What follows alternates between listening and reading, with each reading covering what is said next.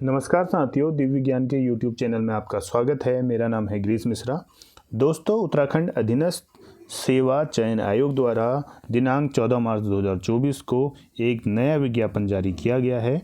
जैसा कि आज जो है LT भर्ती का भी विज्ञापन जारी हुआ था, उसके साथ साथ एक जो है यहाँ पर ज्ञापन जारी हुआ है जो कि स्केलर का जो है ज्ञापन है। उत्तराखंड अधीनस्थ सेवा चयन आयोग द्वारा समूह गौ भर्ती के विज्ञापन से के माध्यम से उत्तराखंड वन विकास निगम के अंतर्गत स्केलर के रिक्त पदों हेतु विज्ञापन जारी किया गया है। आइए देखते हैं इस पर क्या क्या आपको जो है कब कब फॉर्म भरने की डेट है, क्या क्या इसमें क्वालिफिकेशन है, कितने पद हैं, पूरी जानकारी इस वीडियो में आपको बताते हैं। आइए शुरू करते हैं।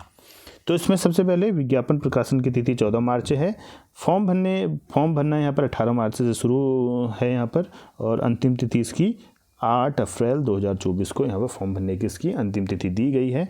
और जो अगर कुछ त्रुटि रह गई है फॉर्म में तो उसको सही करने के लिए यहाँ पर 12 अप्रैल से 14 अप्रैल तक का टाइम दिया गया है।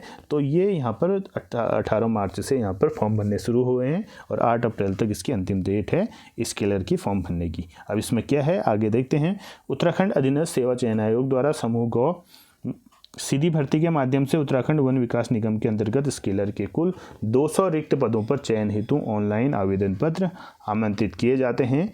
इच्छुक अभ्यर्थी आयोग की वेबसाइट www.sssc.uk.gov.in पर दिनांक 8/4/2024 तक ऑनलाइन आवेदन कर सकते हैं। बाकी आप आवेदन करेंगे और एग्ज़ाम की तिथि के लिए आपने जब फॉर्म भरेंगे उसमें अपना जो एक्टिव मोबाइल नंबर है उसे डालिएगा और ईमेल आईडी डालिएगा। तो उसके माध्यम से यहाँ पर, और साथ में साइट में आप रेगुलर अगर विजिट करेंगे तो आपको कब इसका एग्ज़ाम होने वाला है, कब इसका फिजिकल होगा, उससे संबंधित जानकारी प्राप्त हो जाएगी। इसी प्रकार से देखते हैं पद इसमें कितने हैं। कुल पद इसमें 200 हैं देखिए, जिनमें यहाँ पर जनरल यानी कि ओपन कैटेगरी में 106 पद हैं, EWS में 20 पद हैं, OBC में 28 पद हैं, ST में 8 पद हैं और SC कैटेगरी में 38 पद हैं। बाकी आप उत्तराखंड महिला में देख सकते हैं, SC में 12, ST 2, OBC में 8 पद हैं, EWS में 6 और जनरल कैटेगरी में 32 पद इसमें हैं। बाकी DFF 4 पद DFF के हो गए, 10 पद इसमें भूतपूर्व एक्स सर्विसमैन के हैं और इसी प्रकार से 5 पद इसमें ऑर्फन अनाथ के लिए हैं और दिव्यांग में भी लगभग 8 पद इसमें दिए गए हैं, तो अलग अलग कैटेगरी में। इसी प्रकार लेवल 2 की जॉब है। आयु सीमा इसमें 18 वर्ष से 28 वर्ष इसमें दी गई है, यानी कि 18 वर्ष से न्यूनतम आपकी आयु होनी चाहिए और अधिकतम 28 वर्ष तक आप इस फॉर्म को भर सकते हैं। पद का स्वरूप अराजपत्रित है, स्थायी अंशदायी पेंशन युक्त है। साथ में शैक्षिक योग्यताएं क्या मांगी गई हैं। भारत में विधि द्वारा स्थापित बोर्ड परिषद या उत्तराखंड राज्य स्थित मान्यता प्राप्त विद्यालय से इंटरमीडिएट अथवा समकक्ष स्तर की परीक्षा जिसमें विज्ञान अथवा गणित के साथ उत्तीर्ण होना आवश्यक है। तो कम से कम इंटर आपने साइंस स्ट्रीम से अगर किया हुआ है, जिसमें मैथ्स और साइंस अगर आपके हैं तो आप इसको अप्लाई कर सकते हैं। साथ में अगर अन्य अर्हताओं की बात करें तो 2 वर्ष का न्यूनतम जो है प्रादेशिक सेवा में अगर आपने जॉब की है या NCC का BSc सर्टिफिकेट अगर आपके पास है तो वो आपका वेटेज उसमें आपको समान अंक होने पर दिया जा सकता है। इसी प्रकार फिजिकल मापदंड आपका इसमें कुछ होना चाहिए। हाइट अगर मैं बात करता हूँ तो पुरुषों में 163 सेंटीमीटर जो है कम से कम ऊंचाई होनी चाहिए, हाइट होनी चाहिए। महिलाओं की 150 सेंटीमीटर होनी चाहिए और पुरुष के मामले में सीना फुलाने पर कम से कम 5 सेंटीमीटर का विस्तार उसमें होना आवश्यक है। तो ये यहाँ पर ऊंचाई और सीने की माप से संबंधित है। इसी प्रकार जो पर्वतीय क्षेत्र के कैंडिडेट हैं, हिल वाले जो होते हैं, उनको जो है कुछ ऊंचाई में सहूलियत दी जाती है, जिसमें पुरुष में 152 सेंटीमीटर और महिला 145 सेंटीमीटर जो है इसमें दी जाती है। इसके लिए आपको सर्टिफिकेट बनाना पड़ता है, हिल सर्टिफिकेट बनाना पड़ता है। और अनुसूचित जनजाति जो ST कैंडिडेट हैं उनके लिए भी ये जो है मापदंड लागू होंगे।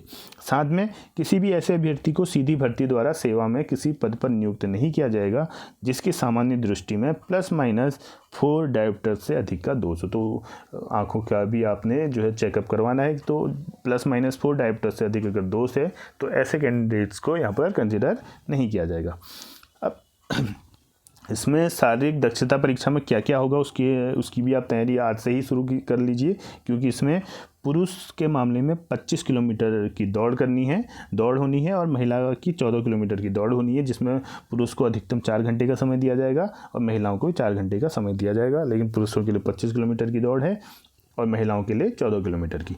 इसी प्रकार शॉर्ट पुट यानी कि किलोग्राम 7.2 किलोग्राम का शॉर्ट पुट होगा और उसके लिए जो है पुरुषों के लिए कम से कम 5 मीटर दूर कम से कम उन्हें फेंकना है, जबकि महिलाओं को 3.5 यानी 3.5 मीटर लगभग फेंकना है। लंबी कूद है, इसमें कम से कम 4 मीटर जो है यहाँ पर पुरुषों को इसे क्वालिफाई करने के लिए 4 मीटर लंबी कूद मारनी पड़ेगी और महिलाओं को 2 मीटर इसमें लंबी कूद मारनी पड़ेगी। इसी प्रकार ऊंची कूद की बात करते हैं तो 1.10 मीटर पुरुषों के लिए है यहाँ पर लंबी कूद क्वालिफाइंग और महिलाओं के लिए 0.70 मीटर यहाँ पर महिलाओं के लिए ऊँची कूद यहाँ पर ये मानना जरूरी है, तभी वो शारीरिक दक्षता परीक्षा में क्वालिफाई हो पाएंगे। इसी प्रकार से लिखित परीक्षा का पाठ्यक्रम भी है। 2 घंटे का ये पेपर होगा, 100 अंकों की परीक्षा होगी, जिसमें 50 प्रश्न जो है जीएस से पूछे जाएंगे और 50 प्रश्न गणित विषय से पूछे जाएंगे। तो तभी जो है ये 100 नंबर का एग्ज़ाम होगा। 100 नंबर के एग्ज़ाम से ही आपकी पूरी मेरिट बननी है और इसमें वही है, बाकी 45% यानी 45 नंबर कम से कम आपको, जो अगर आप सामान्य कैटेगरी से हैं, ओबीसी से हैं या ईडब्ल्यूएस से हैं, तो कम से कम 45 नंबर तो आपको लाने पड़ेंगे। और जबकि अगर आप कैटेगरी में हैं, एससी एसटी में हैं, तो 35 नंबर कम से कम आपको लाने होंगे, तभी आपको कंसिडर किया जाएगा जो है फाइनल मेरिट के लिए। कम से कम इतने क्वालिफाइंग मार्क्स तो आपको लाने ही लाने पड़ेंगे। बाकी आयु हमने आपको पहले बता दी, 1 जुलाई 2024 को न्यूनतम 18 साल और अधिकतम 28 साल होनी चाहिए। बाकी कुछ मामलों में छूट भी मिलती है, 2 या 3 साल की जो छूट मिलती है वो सभी अलग अलग भर्ती में होती है। इसके बारे में आपको पता ही है। अगर आप ज़्यादा जानकारी चाहते हैं इस विषय में तो आप कमेंट बॉक्स में लिख सकते हैं और आपको जो उसका जवाब मैं कमेंट बॉक्स में दे दूँगा। इसी प्रकार से तो इसमें सिलेबस भी दिया होगा और यहाँ पर कितनी फ़ीस लग रही है उसके बारे में भी जानकारी देख लेते हैं। जिस प्रकार से यूके SSSC है, इसमें सामान्य ओबीसी जो होते हैं इनमें 300 रुपये फ़ीस इस पर लगती है। एससी एसटी ईडब्ल्यूएस में 150 रुपये लगती है। दिव्यांग अभ्यर्थियों के लिए भी 150 रुपये है और जो ऑर्फन्स या अनाथ हैं उनको कोई भी इसमें शुल्क नहीं लिया जाता है। इसी प्रकार से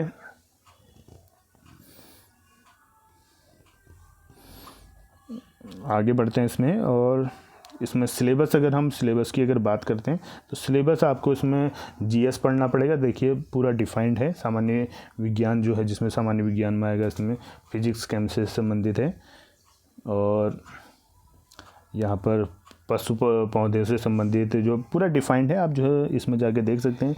गणित का जो है आप लगभग बेसिक गणित इसमें आएगी, तो आप देख सकते हैं इसमें बेसिक गणित आप जो है पढ़ सकते हैं। तो टोटल 150 नंबर का यहाँ से आना है, 50 नंबर का वहाँ से आना है, तो लगभग 100 नंबर का आपका इसमें पूरा पोर्शन रहने वाला है। तो एक अच्छी जॉब है अगर आपने तैयारी कर सकते हैं। आप अगर जिन कैंडिडेट्स का पुलिस भर्ती में नहीं हुआ था और जो आर्मी की तैयारी भी करते हैं, तो उन कैंडिडेट्स के लिए अच्छा यहाँ पर ऑप्शन हो सकता है कि स्केलर एक अच्छी जॉब है, वन विभाग में है, तो आपके लिए एक अच्छी जॉब होने वाली है। आप इसकी तैयारी आज से ही शुरू कर लीजिए। तो जैसे ही इसमें फिजिकल होगा और इसमें रिटन एग्ज़ाम होगा, उसकी जानकारी आपको प्रत्यक्ष से दे दी जाएगी।